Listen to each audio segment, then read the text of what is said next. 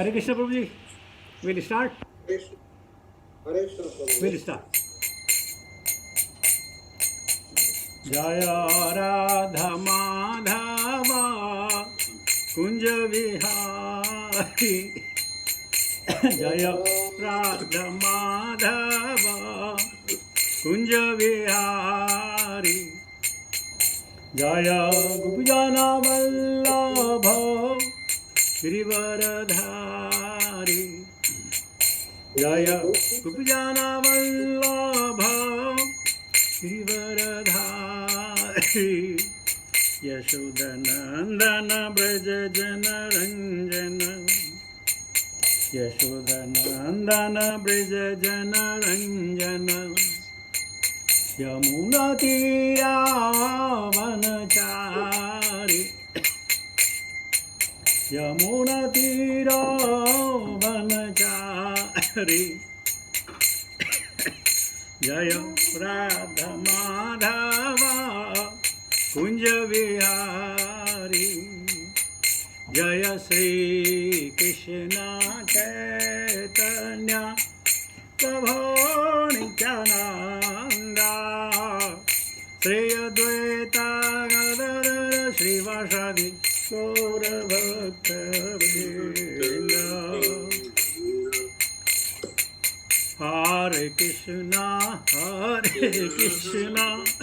Krishna Krishna, Hare Hare, Hare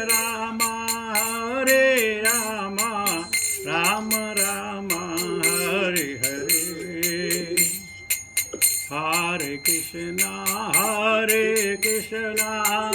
Krishna Krishna, Hare Hare, Hare Rama, Rama Rama, Hare Hare. Hare Krishna, Krishna Krishna, Hare Hare, Hare Rama, Rama Rama, Hare Hare. Hare Krishna, Krishna Krishna, Hare Hare, Hare Rama, Rama Rama, Hare Hare. Hare Krishna, Krishna Krishna, Hare Hare, Hare Rama, Rama Rama, Hare Hare. Hare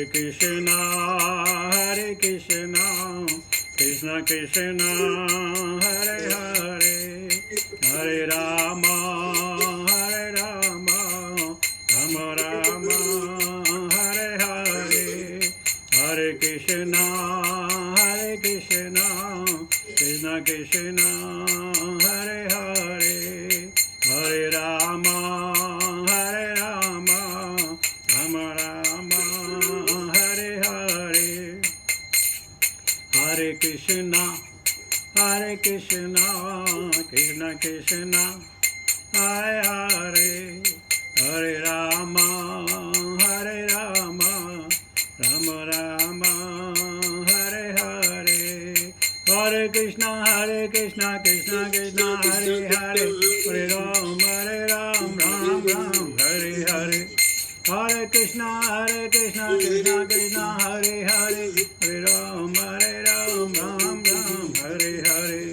Hare Krishna, Krishna Krishna, Hare Hare, Hare Rama, Ram Ram, Hare Hare. Hare Krishna, Krishna Krishna, Hare Hare, Hare Rama, Ram Ram, Hare Hare. Hare Krishna, Krishna Krishna, Hare Hare, Hare Rama, Ram Ram, Hare Hare. Hare Krishna, Krishna Krishna, Hare Hare, Hare Rama, Ram Ram, Hare Hare. Hare Krishna, Krishna Krishna, Hare Hare, Hare Rama, Ram Ram, Hare Hare. Hare Krishna, Krishna Krishna, Hare Hare, Hare Rama, Ram Ram, Hare Hare. Jaya Prabhupada जय प्रभुपदा जय प्रभुपदा श्रील प्रभुपदा जय गुरुदेवा जय गुरुदेवा जय गुरुदेवा जय गुरुदेवा। हरिनाम संकीर्तन महोत्सव की जय। भक्ति वेदांत स्वामी शिल प्रभु महाराज की जय। निताय गौर प्रेमानंदे। हरे हरे हरे बोल। Hare Krishna. The photo that you are seeing behind me, it is the photo of Uttarkasi and it is known as Bhagirathi. From Gomukh up to Deoprayag, the Ganga is known as Bhagirathi because Bhagirathi had worshipped and brought her down. But when in Deoprayag, the Ganga meets Alaknanda. Both come from Himalaya, from Badrinath. When they meet, Alaknanda meets the Bhagirathi, then from there it is known as Ganga. So this is, Uttarkasi is the place where one of the Sivalinga is there, one of Jyotirlinga is there, is known as Vishwanath. So this is the photo there. I thought, okay, let us, Parikshit Maharaj is sitting at the bank of the Ganges. So I thought, you also sit at the bank of the Ganges and enjoy Harikatha. Om Namo Bhagavate Vasudevaya. Om Namo Bhagavate Vasudevaya. Om Namo Bhagavate Vasudevaya. Narayana Namaskritya Naram Chaiva Narutamam Devim Saraswatim Vyasam Tato Jaya Mudirayet Nashprayeshu Bhadreshu Nityam Bhagavata Sevaya Bhagavati Uttama Shloke Bhaktir Bhavati Nashtikhi. So today we'll be taking text 25 of Canto 1, chapter 19. Text 25 says it. Tatra abhavad bhagavan vyasaputro yadrikshaya gamatamano nupekshaha alakshalingo nijalabatusto virta savalaeravadhuta veshaha. Tatra bhavad bhagavan vyasaputro yadrikshaya gamatamano nupekshaha अलक्षलिंगो निजलाभतुष्टो भृत्य सवालैरवधूत वेशः तत्रा भवद् भगवान् व्यासपुत्रो यद्रक्षया गामटमानो अनुपेक्षः अलक्षलिंगो निजलाभतुष्टो भृत्य सवालैरवधूत वेशः. What meaning by Srila Prabhupada? तत्र वहाँ अभवत प्रकट हुए भगवान शक्तिशाली व्यासपुत्र व्यासदेव के पुत्र यद्रक्षया अपनी इच्छानुसार गाम पृथ्वी में अटमान निरंतर विचरण करते अनपेक्ष उदासीन अलक्ष्य अव्यक्त लिंग लक्षण निज लाभ स्वरूप सिद्ध तुष्ट संतुष्ट वृत घिरे हुए च तथा बाल ही बालकों से अवधूत अन्यों द्वारा उपेक्षित वेशभूषा में.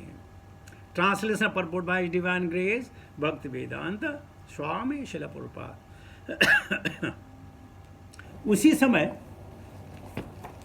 शक्ति संपन्न व्यासपुत्र वहां प्रकट हुए जो संपूर्ण पृथ्वी पर उदासीन तथा आत्मतुष्ट होकर विचरण करते रहते थे. उनमें किसी सामाजिक व्यवस्था या जीवन स्तर वर्णाश्रम का कोई लक्षण प्रकट नहीं होता था. वे स्त्रियों तथा बच्चों से घिरे थे और इस प्रकार का वेश धारण किए थे मानो सभी लोगों ने उन्हें उपेक्षित अवधूत समझ रखा हो. परपोर्ट बाय डिवाइन ग्रेस भक्ति वेदांत स्वामी शिल प्रभुपाद. भगवान शब्द कभी कभी सुखदेव गोस्वामी जैसे परमेश्वर के महान भक्तों के लिए प्रयुक्त होता है.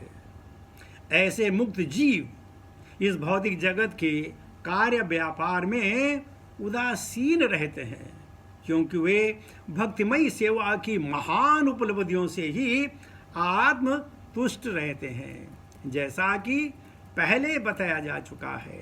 सुखदेव गोस्वामी ने न तो कोई औपचारिक गुरु का स्वीकार किया, न ही कोई औपचारिक संस्कार संपन्न किए। उनके पिता व्यासदेव उनके नैसर्गिक गुरु थे, क्योंकि सुखदेव गोस्वामी ने श्रीमद् भागवतम इन्हीं से सुना। इसके बाद वे पूर्ण रूप से आत्मतुष्ट बन गए। इस प्रकार वे किसी औपचारिक विधि पर निर्भर न थे। औपचारिक विधियां तो उनके लिए आवश्यक हैं जो पूर्ण मोक्ष अवस्था को प्राप्त करना चाहते हैं, लेकिन सुखदेव गोस्वामी तो अपने पिता की कृपा से पहले ही उस अवस्था में थे। तरुण बालक होने के नाते उनमें समुचित बेस में रहने की आशा की जाती थी, लेकिन वे नग्न रहते और किसी सामाजिक परिपारी से में रुचि नहीं दिखाते। सामान्य जन उनकी उपेक्षा करते थे, किंतु वे जिज्ञासु बालकों तथा स्त्रियों से ऐसे घिरे रहते थे जैसे कि कोई पागल हो। इस प्रकार वे वहां पर तब प्रकट हुए जब वे स्वेच्छा से पृथ्वी पर विचरण कर रहे थे। महाराज परीक्षित की जिज्ञासा से ऐसा प्रतीत होता है कि महर्षिगण एक मत नहीं हो पा रहे थे कि क्या किया जाए। आध्यात्मिक मोक्ष के लिए विभिन्न व्यक्ति विभिन्न प्रकार की युक्तियां बताते हैं, किंतु जीवन का चरम लक्ष्य भक्ति की चरम सिद्ध अवस्था प्राप्त करना है। जिस प्रकार भिन्न भिन्न डॉक्टर भिन्न भिन्न नुस्खे लिखते हैं, उसी प्रकार मुनियों ने भी मत भिन्नता होती है। तब वे सारी बातें चल रही थी कि तभी व्यासदेव के शक्ति संपन्न तेजस्वी पुत्र वहां पर प्रकट हुए। ओम अज्ञानतिमिरान्धस्य ज्ञानाञ्जनशलाकया चक्षुरुन्मीलितं तस्मै श्री गुरुवे नमः। श्री चैतन्य मनोभीष्टं स्थापितं येन भूतले स्वयं रूपकथा मह्यं ददाति सुपदान्तिकं वन्देऽहं श्री गुरु श्रीतापदकमलं श्री गुरुन् वैष्णवां च श्री रूपं सागरजातं सगण रघुनाथं विद्यन्तं सजीवं साद्वैतं सावधूतं परिजनसहितं कृष्ण चैतन्य देवं श्री राधा कृष्ण पादान् सहगण ललिता श्री विशाखान्वितां च हे कृष्ण करुणा सिन्धु दीनबन्धो जगत्पते गोपेश गोपिका कान्त राधा कान्त नमस्तुते तप्ति कंचन गौरंगी राधे वृंदावनेश्वरी वृषभानुसुते देवी प्रणमामि हरिप्रिये। वाञ्छा कल्पतरुभ्यश्च कृपा सिन्धुभ्येव च पतितानां पावनेभ्यो वैष्णवेभ्यो नमो नमः। जय श्री कृष्ण चैतन्य प्रभु नित्यानंद श्री अद्वैत गदाधर श्रीवासादि गौर भक्त वृंद। हरे कृष्ण कृष्ण कृष्ण हरे हरे, हरे राम राम राम हरे हरे। नमो विष्णुपादाय कृष्णपृष्ठाय भूतले श्रीमते जयपताका स्वामी नित्य नामिने। नमो आचार्यपादाय निताय कृपा प्रदायिने गौरघरा दामदाय नगर ग्राम तारणे। नमो विष्णुपादाय कृष्णपृष्ठाय भूतले श्रीमते भक्ति वेदांत स्वामी नित्य नामिने। नमस्ते सारस्वती देवे गौरवाणी परिचारिणे निर्विशेष शून्यवादी पाश्चात देश तारणे। जय शिल प्रपात। सो प्रपात की अनुकंपा से, वैष्णव जनों की कृपा से और आप लोगों के सौजन्य से हमारी नित्यम भागवत सेवा चल रही है। और आज हम सब भागीरथी के तट पर बैठे हैं, बिल्कुल तट पे बैठे हैं भागीरथी के। आप अपने मन के द्वारा, विचारों के द्वारा वहां तक पहुंच सकते हैं। तो तत्र अभवत् भगवान व्यासपुत्रो यद्रक्षया गामटमानो अनपेक्षः अलक्ष्यलिंगो निजलाभतुष्टो वृत्तस्य बालैरवधूतवेषः। अभी तक हम परीक्षित महाराज से सुन रहे थे, लेकिन ये श्लोक सूत गोस्वामी कह रहे हैं। किसको कह रहे हैं? नैमिषारण्य में कह रहे हैं शौनक आदि ऋषियों को। वो कहते हैं उसी समय व्यासदेव के शक्ति संपन्न पुत्र प्रकट हुए। उनको यहां भगवान कहा है, वेद व्यास ने उनको भगवान कहा है। क्यों क्या होता है कि जो भगवान के नज़दीक होगा उसमें भगवान के गुण आ जाते हैं, भगवान कहा जाता है। जैसे डॉक्टर है, अगर डॉक्टर की पत्नी है उसको भी कहते हैं डॉक्टरनी, वो डॉक्टर नहीं पढ़ी लिखी है, उसको डॉक्टर नहीं कहते। जो गुरु है उनकी पत्नी को गुरु माँ कहते हैं। वो हो सकता है गुरु माँ ना हो, लेकिन उनको गुरु माँ कहते हैं, क्योंकि उनके सौजन्य से, उनके साथ रहने से उनमें वो गुण आ जाते हैं। इसलिए कभी कभार देव ऋषि नारद को भी भगवान कहा गया है, कभी कभी ब्रह्मा जी को भी भगवान कहा गया है। यहाँ वेद व्यास के पुत्र सुख को भी भगवान की उपाधि से कहा जा रहा है। और कौन कह रहा है? सुखदेव गोस्वामी, क्योंकि सुखदेव गोस्वामी ने उन्हें अपनी आंखों से देखा है। आज मैं कम पढ़ूंगा, ज़्यादा उनके बारे में चर्चा करेंगे क्योंकि अच्छी फिलॉसफी है। तो जो सूत गोस्वामी ने अपनी आंखों से देखा उसकी चर्चा करेंगे आज सौनक आदि ऋषि से। यानी कि उन्होंने नहीं देखा था, तो आज वो सूत गोस्वामी के आंखों से अपना सूत गोस्वामी का दर्शन करेंगे। और प्रभुपाद ने परपोर्ट में कहा है उनकी उम्र कितनी थी? 16 साल। जब वो पैदा हुए तब उनकी उम्र थी 16 साल, आज उनकी 16 साल। जब भीष्म ने अपने प्राण त्यागे, ये सुखदेव गोस्वामी भी वहां पर थे। और जितने ऋषि यहाँ आज इकट्ठे हुए हैं उनमें से मोर देन 50% ऋषि ने सुखदेव गोस्वामी को वहां भी देखा। और आज कह रहे हैं आज ये 16 साल के हैं। क्यों? कहते हैं कि जो भगवान की भक्ति में लग जाता है, जितने क्षण उसके भगवान की भक्ति में लगा है उतनी उसकी उम्र जो है काउंट नहीं होती है। वो पैदा होते भगवान के परायण हो गए और जब तक जिए तब तक 16 साल के ही रहे हैं, 16 साल के रहे। तो नग्न दिगंबर हैं। तो जितने ऋषि थे, कल हम कह रहे थे, उस श्लोक में बराबर नहीं पढ़ पाया, तर्को प्रतिष्ठो श्रुतियो विभिन्न नैको ऋषयमत प्रमाणम धर्मो हि तेषाम अधिको विशेषो महाजनो एन गतः स पंथा है। तर्क के द्वारा और श्रुतियों के द्वारा सच्चाई क्या है, व्हाट इज एब्सोल्यूट ट्रूथ, बड़ा मुश्किल है जानना। तो क्या किया जा सकता है? महाजनो एन गतः स पंथा है।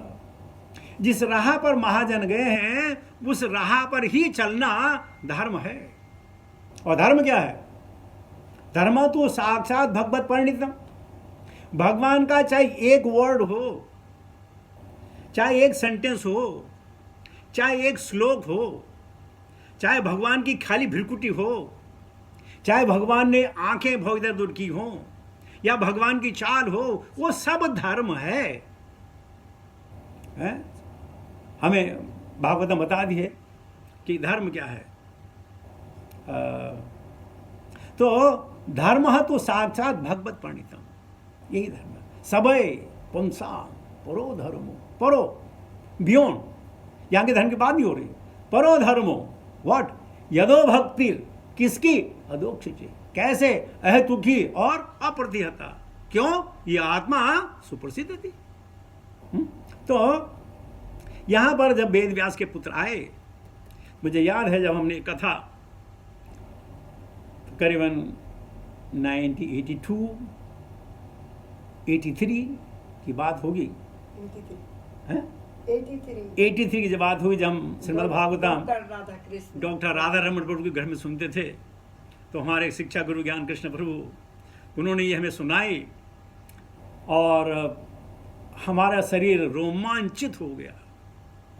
पता नहीं आपके साथ होता हो ना हो, मैं कभी कभी जब पढ़ता हूँ ना तो मेरे शरीर में करंट बैठता है। आज मैं पढ़ रहा था कि जब मथुरा में भगवान कृष्ण और बलदेव ने प्रवेश किया और मल युद्ध से पहले ही उनका धनुष तोड़ दिया, और ये बात जब कंस को पता चली, कंस घबरा गए। जब सुबह उठे, नहाए धोए, शीशे के सामने गए, तो कंस ने अपने बदन में अपना सर नहीं देखा। शीशा, और कई शीशे थे, जितने शीशों में गया अपना सिर नहीं देखा। फिर उन्होंने उस दर्पण में अपना साया देखा और साया के अंदर एक बहुत बड़ा होल था, like a black hole, black hole. अचंभित हो गए और कहते हैं उस रात उन्होंने मरने से पहले 24 घंटे का भगवत भजन किया। सोते हुए भी वही दिखा, अगर खड़े खड़े नींद आ गए तो वही दिखा। क्या दिखा? भगवान दिखे, और भगवान ने कृपा करके उनको मोक्ष प्रदान किया। तो जब तक 24 घंटे की भक्ति ना हो, 24 आवर्स की भक्ति ना हो, तो भगवान थोड़ी मिलते हैं, ऐसा थोड़ी मिलते हैं। आपने एक हाथ में जो है कहाँ का शिकार होता है बहुत फेमस, मैक्सिको का शिकार लिया, दूसरे में आपने 3x रम की बोतल ली और बैठे और बोले भगवान आ जाओ, मैं तैयार हूँ। ऐसा नहीं भगवान आते हैं भाई। हमें लगता है भगवान आएंगे, लेकिन भगवान नहीं आते। तो ये नग्न दिगंबर थे। मेरे एक दोस्त था खंडेलवाल, वो जैन था। उसने कहा देखो हमारे गुरु जी आ रखे हैं, उनको मिलने चलेगा? हाँ, मैंने कहा चलेंगे। वहाँ क्या होगा? बोला जब गुरु जी चले जाएंगे ना, वहाँ प्रसाद होता है। अरे हम तो प्रसाद के लिए आना, गुरु से हमें क्या लेना देना, हम आगे प्रसाद खाएंगे।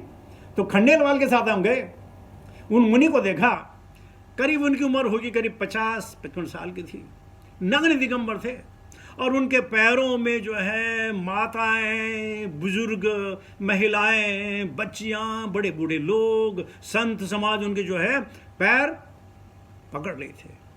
उसके बाद जब चले, पूरा जो है लोगों ने घेरा बना के उनको लेके गए, पुलिस साथ में थी, उनको जाना था, और गाड़ी में नहीं, पैदल, जहां भी जाना पैदल जाना है, ये नहीं कि गाड़ी में बैठो आराम चले जाओ, नहीं।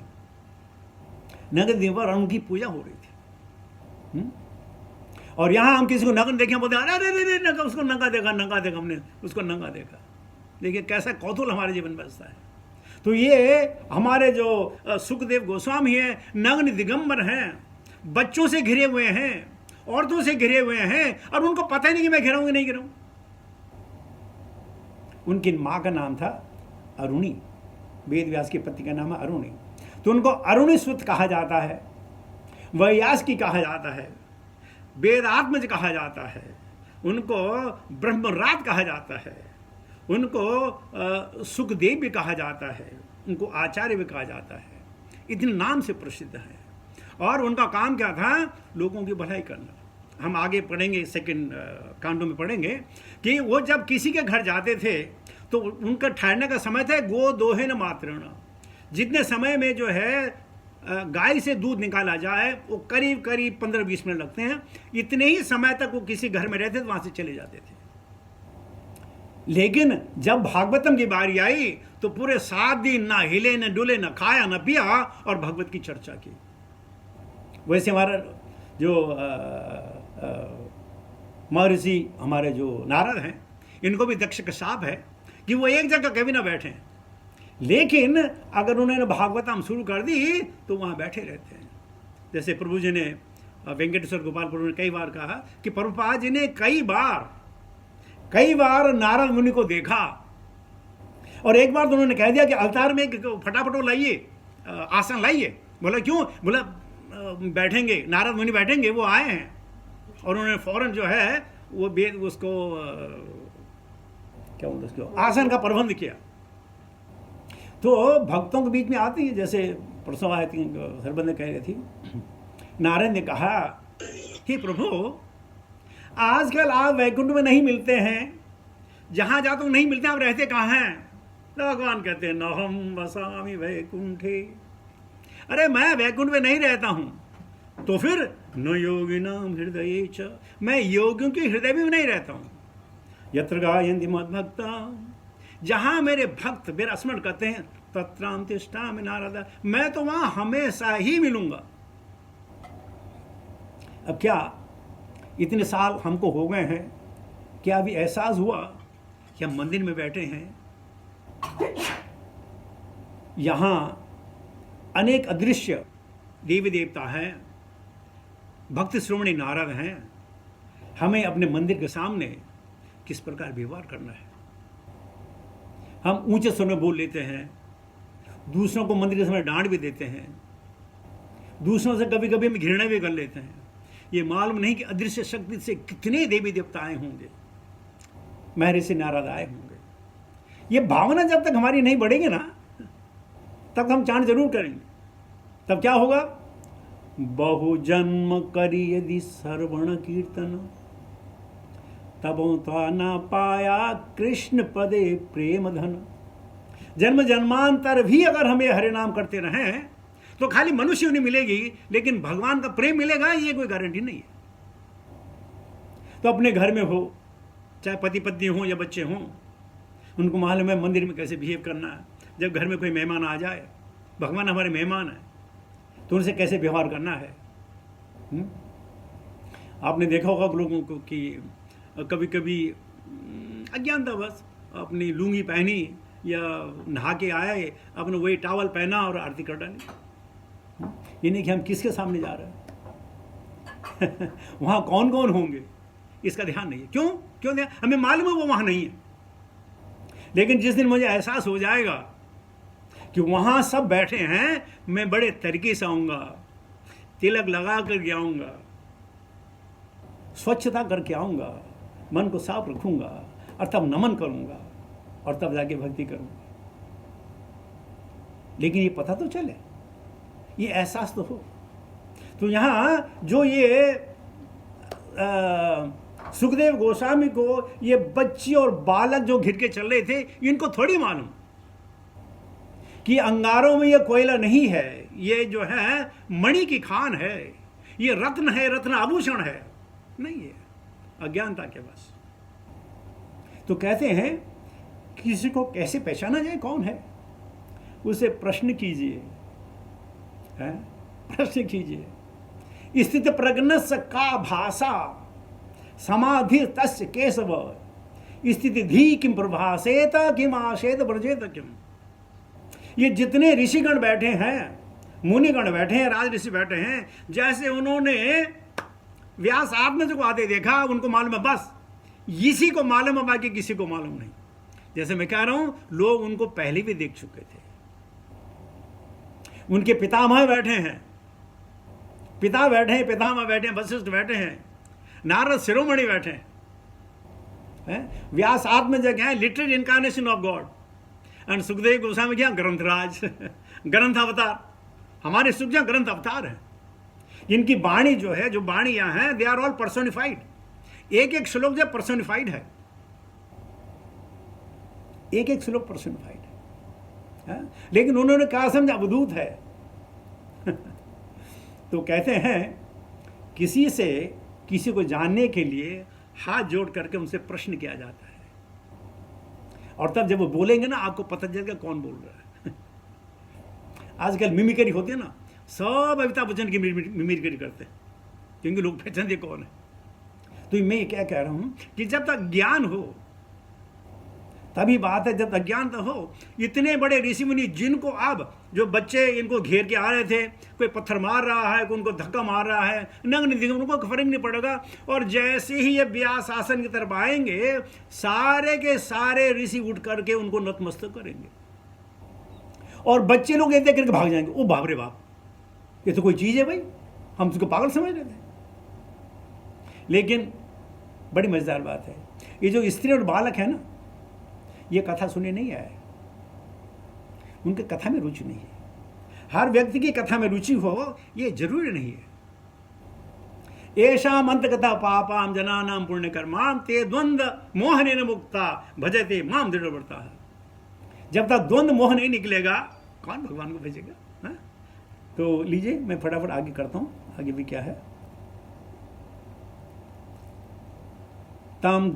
तम दिव्यष्टवर्ष सुकुमार पाद करोरबाहो स करोरवाहं स कपोल गात्रम चार्यायताक्षोण सुतुल्य कर्णम सुभ्रुभुवान कम्बुजात कंटक। श्री व्यासदेव ने इस पुत्र की आयु, श्री व्यासदेव के इस पुत्र की आयु केवल 16 बरस की थी। उनके पांव, हाथ, जांघें, भुजाएं, कंधे, ललाट तथा शरीर के अन्य भाग अत्यंत सुकोमल तथा सुगठित बने थे। उनकी आंखें सुंदर थी, बड़ी बड़ी तथा नाक और कान उठे हुए थे। उनका मुखमंडल अत्यंत आकर्षक था और उनकी गर्दन सुगठित एवं शंख जैसे सुंदर थी। प्रपद कहते हैं, सम्मानित व्यक्ति का वर्णन पांवों से शुरू किया जाता है और वह सम्मानित प्रणाली सुखदेव गोस्वामी पर भी लागू की गई है। वे केवल 16 वर्ष के थे।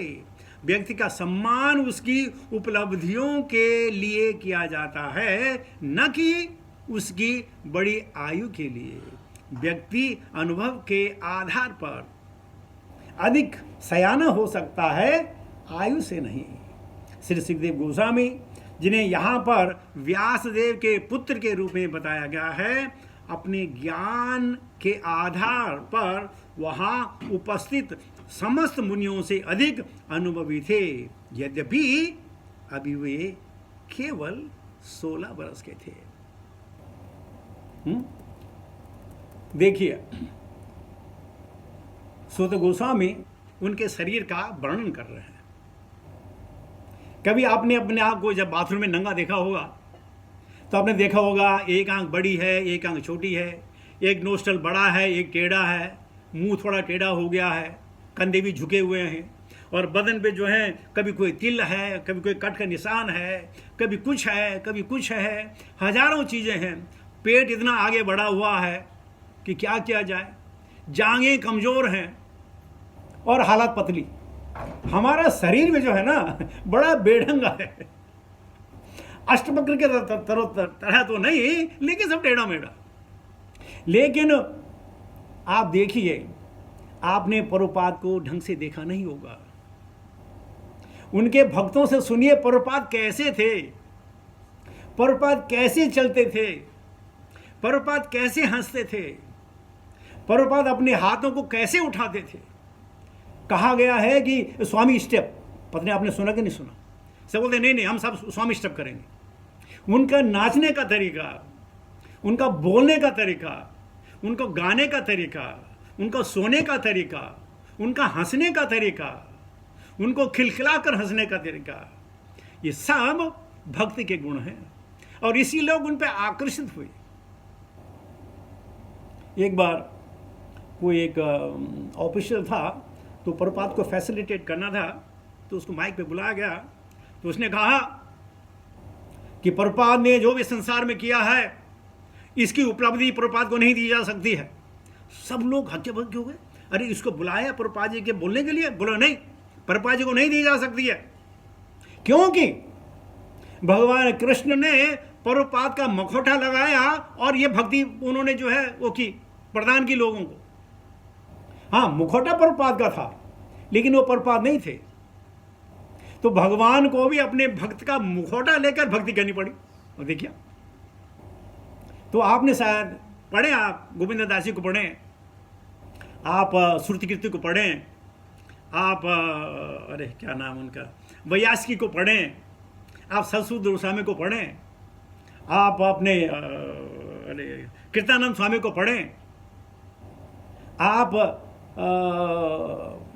क्या बोलते हैं उसको, गोपाल कृष्ण महाराज से प्रभुपाद के बारे में सुने, तब आपको पता चलेगा प्रभुपाद कौन थे। इसी प्रकार यहाँ सूत गोस्वामी बता रहे हैं कि क्या थी, कैसे उनके पाँव थे, कैसे उनके हाथ थे, कैसी जांघें थी, कैसे भुजाएं थी, कैसे कंधे थे, कैसे ललाट था, उनके अन्य भाग कैसे सुकोमल थे और कितने सुंदर थे, हैं अद्भुत, जिन्होंने नहाने की प्रभाव नहीं करने के बावजूद भी उनके शरीर से सुगंधी आती थी। अब लोग कहेंगे यार श्रीमद् भागवतम ये लिखने की क्या जरूरत है? अरे भक्तों का वर्णन ऐसे ही होता है, यही आकर्षण का है। जो बच्चे और पत्नी, जो स्त्रियां उनके पीछे थी, आकर्षण था उनके शरीर में, इसलिए वो उनके पीछे चले और कई दूर तक चले, यानी कि देखा छोड़ दिया नहीं, कई दूर तक चले। अमन क्या होता है कि हम लोग पागल देखा, बोलते अरे यार पागल ये मार देगा। उनको मालूम था ये मारने नहीं है, तो ये तो तारने आया है, तो चलो उसके पीछे पीछे चलो। कुछ की संगत से जिस हवा में चल रहा है उस हवा में सांस तो ले लें। अरे कितनी बड़ी बात है भाई। पता नहीं आप जो मैं कह रहा हूं आप समझ पा रहे हैं कि नहीं समझ पा रहे हैं, लेकिन मैं जरा भावुक हो गया हूं कि भक्त को कैसे देखना है, कैसे देखना है। आप अपने गुरु महाराज को देखिए। एक बार मैं गुरु महाराज के पैर दबा रहा था और बात भी कर रहा था। गुरु महाराज उठे बिस्तर से, उन्होंने तुम्हें तो पैर दबाने भी नहीं आता। मैंने कहा गुरु महाराज कैसे? बोला मैं सिखाता हूं। और गुरु महाराज ने मेरे हाथ और पैर पे ऐसा दबाओ। और मैंने बोला गुरु महाराज हाँ थोड़ा सा और मजा आ रहा है। बोला ऐसा दबाओ। फिर गुरु महाराज हो गए। और देखिए उनका ये कार्य जो करीब करीब फ्यू सेकंड कर रहा होगा, मैं जिंदगी भर नहीं भूल सकता हूं, जिंदगी भर नहीं भूलूंगा मैं, क्योंकि किसी वैष्णव ने मेरे शरीर को टच किया बड़े प्यार से। चाहे उसमें आग्रह हो, चाहे उसमें नीति हो, चाहे उसमें सीख हो, ऐसा होते हैं भक्त। तो यहां भी हमारे जो सूत गोस्वामी है गदगद हैं बताने के लिए कि और क्या बताऊं, और क्या बताऊं, और क्या बताऊं।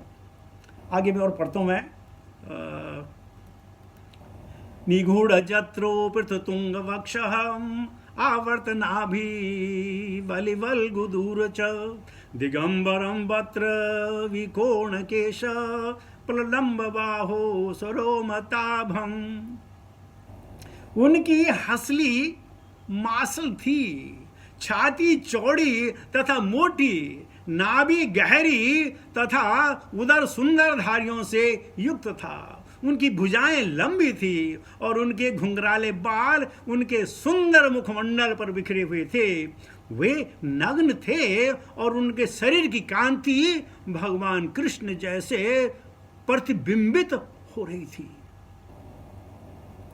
तात्पर्य, उनकी शारीरिक संरचना उन्हें सामान्य व्यक्तियों से भिन्न बताने वाली थी। सुखदेव गोस्वामी की शारीरिक संरचना के संबंध में जितने चिन्हों का वर्णन हुआ है वो असामान्य लक्षण हैं और रूपाकृति विज्ञान के अनुसार महापुरुषों के लक्षण हैं। उनकी शारीरिक कांति भगवान कृष्ण जैसे थी जो देवों, देवताओं तथा समस्त जीवों में श्रेष्ठ है।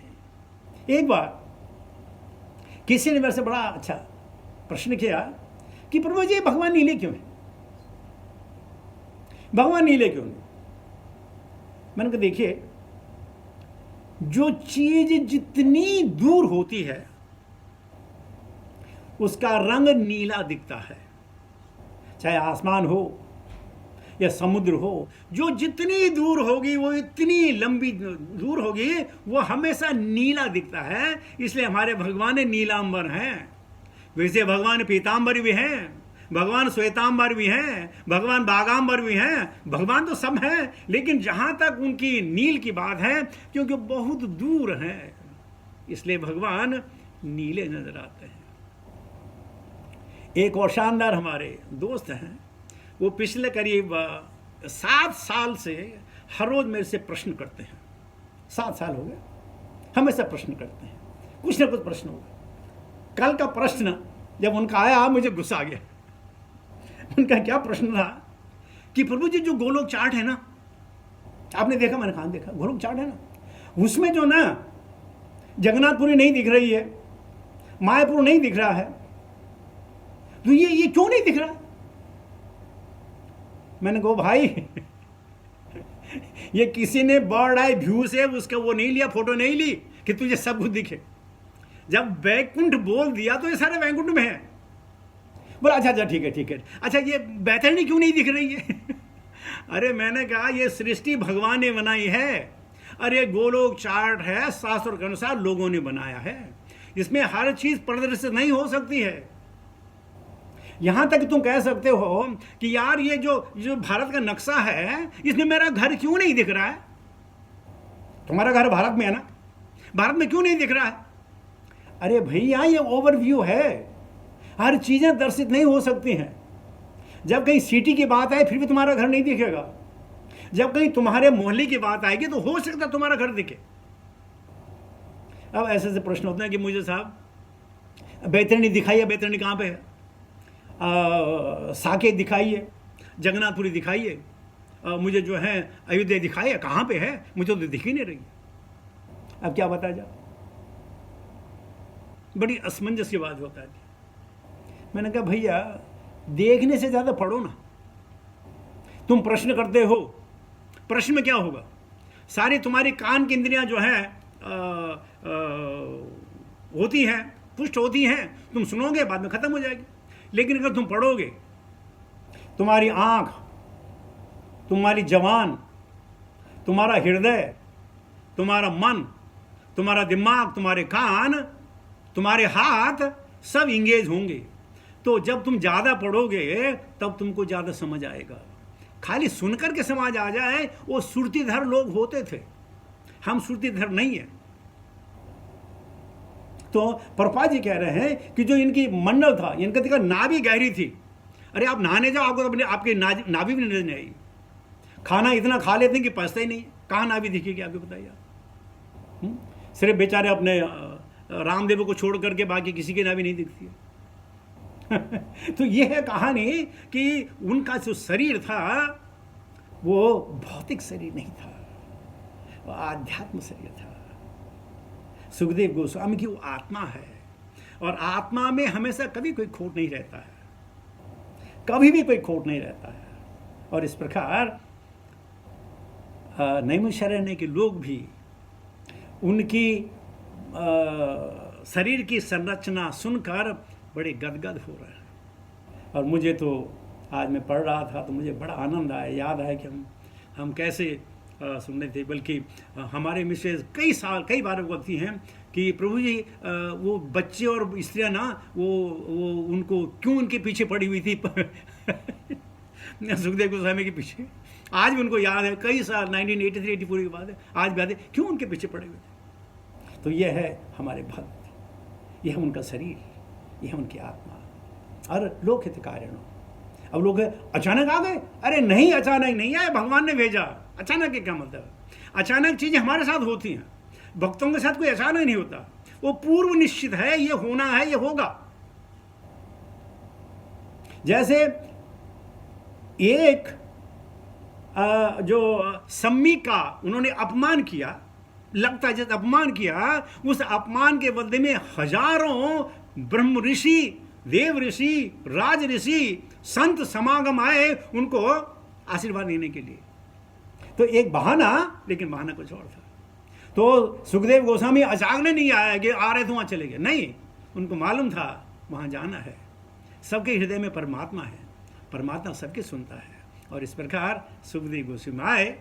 आगे भी उनके शरीर की शायद चर्चा हो, थोड़ी चर्चा होगी, लेकिन मैं अपनी वाणी को आज यहीं भी विराम देता हूँ। बहुत बहुत धन्यवाद मुझे ये मौका देने के लिए कि मैं भगवान या भगवान के भक्तों के लिए कुछ याद करके बोल सकूं, कुछ समझ करके बोल सकूं, और उनकी याद अपने हृदय में लेकर यहाँ से प्रस्थान कर सकूं। बहुत बहुत धन्यवाद। हरे कृष्णा।